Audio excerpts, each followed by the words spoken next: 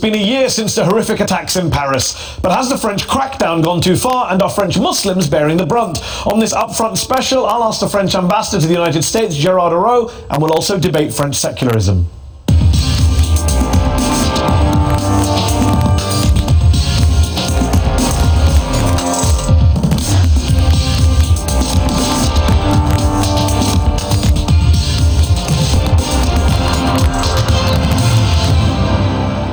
Ambassador Araud, thanks for joining me on Upfront. It's a year now since the horrific, tragic Paris attacks. How has France changed as a result of those attacks over the past year? Has it changed? Well, I guess, when you are a victim of such a terrorist attack, there is always a shift in the very uneasy balance that you have between law enforcement and liberty. Really. So it's unavoidable. It was the case in this country in the 9/11. So the French government has been obliged to take some security measures, which has shifted the balance towards law enforcement while keeping, of course, our fundamental liberties.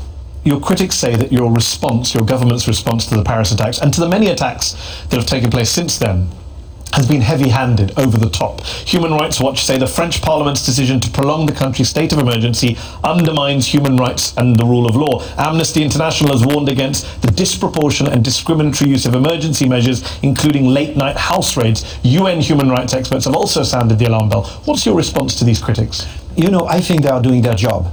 And I think we need this sort of criticism. We are a democracy. As I have said, in these times of crisis, there are some law enforcement requirements. We have to move into this direction, but it's very important that we keep our values. And I think that this type of criticisms are very useful. Are they accurate? I'm not sure they are accurate. I think they are putting a pressure on us and obliging us, looking at each measure, whether it's effective and whether, again, it's respecting our liberties. We do believe that so far we have kept the balance right, but they are allowed to not to agree with us. You say that the state of emergency is part of a tilt towards law enforcement, security, effective measures, and yet a French commission of inquiry into the Paris attacks concluded in July of this year that the state of emergency has had limited impact on improving security. I mean, the Nice truck attack in July occurred during the state of emergency. In fact, as of this summer, more than 3,500 warrantless raids and 400 people placed under house arrest had resulted in only six terrorism-related criminal investigations. That's a success. Even if there was one, it will be a success, because it means that even if we have saved one life, I think it will be a success. It's very difficult when a democratic society is facing such a threat to find the right answer. And again, I think we deserve some criticisms, but I think that we were obliged to take all the measures we considered as necessary. And again, even if we have avoided, six attacks, it would be an incredible success. Even if there are 394 innocent people suffered as a result of it. But if we have saved one human life, I think it was deserving. Then that's not a balance between liberty and security. That's saying security trumps liberty. No. It's not a security, because these measures, again, we do consider they went to the High Court, and our High Court, Constitutional Court, said they are constitutional.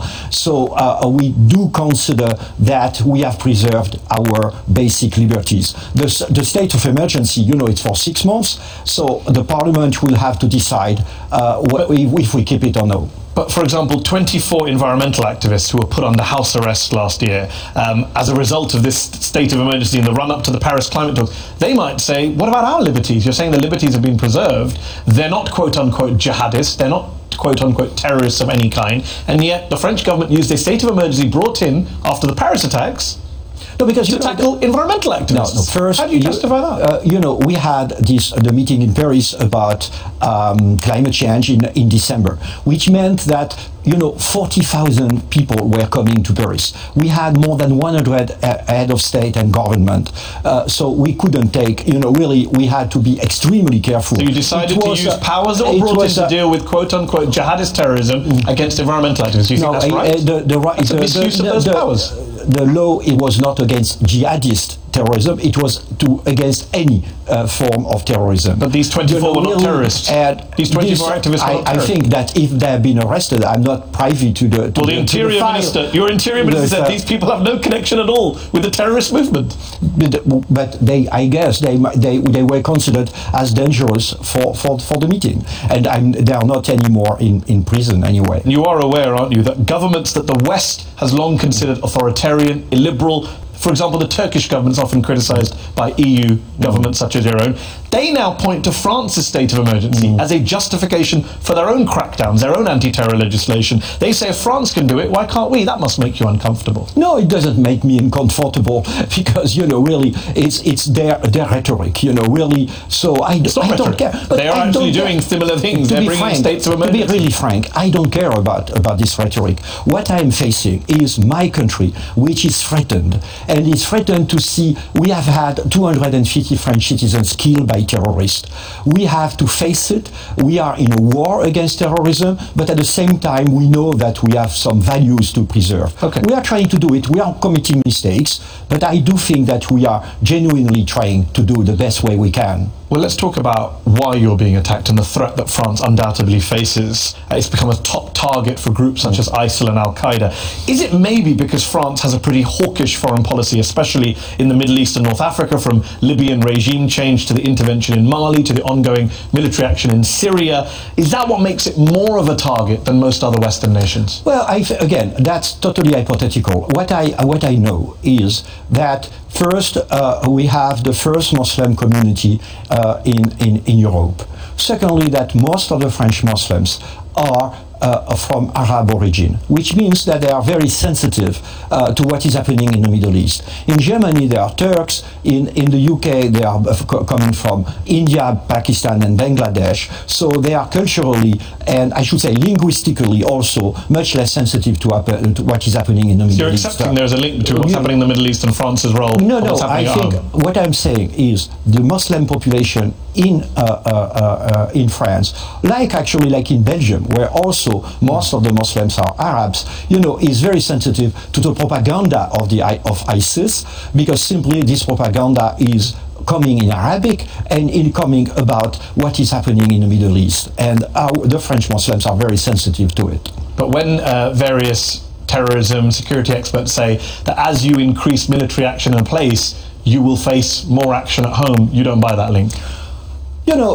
What we have to do, we have enemies, we have identifiable enemies, and we have to fight these enemies. So, ISIS is attacking us. You are not going to ask us to say we don't want to hurt these people, because if they are angry, they will be still more offensive. No, we want to defeat ISIS. That's war. Really, and you are not trying to think about whether you are hurting your enemy or you are not hurting your enemy. But if you're exacerbating the conflict, for example, the US-led war on terror, many people would argue that the American response to 9/11, the French government in fact argued this back in the day in the run-up to Iraq, was creating more terrorists than it was killing. We never that was said the French that. government position back in No.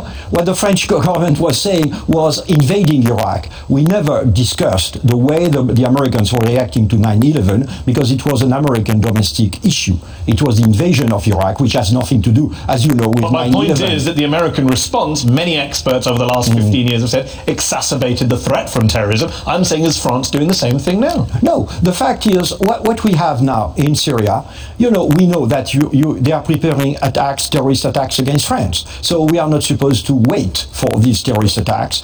When people want to kill you, you have to kill them first. Just before we finish, on your president, we expect the French far-right Marine Le Pen to say outrageous, provocative things. We're not surprised when former President Sarkozy is trying to stage a comeback, says provocative things. But President Hollande, a self-styled socialist, supposedly sober centre-left politician, when he says, quote, it's true that there is a problem with Islam, that's pretty shocking, isn't it? He sounds like Donald Trump. No, it's the question, really, again, it was a discussion, really with journalists. And what he is saying it's a problem with Islam is we are facing a challenge how to accommodate our Muslim citizens in a society which was basically built on Christian or Judeo-Christian roots. We have to do it, and we'll do it.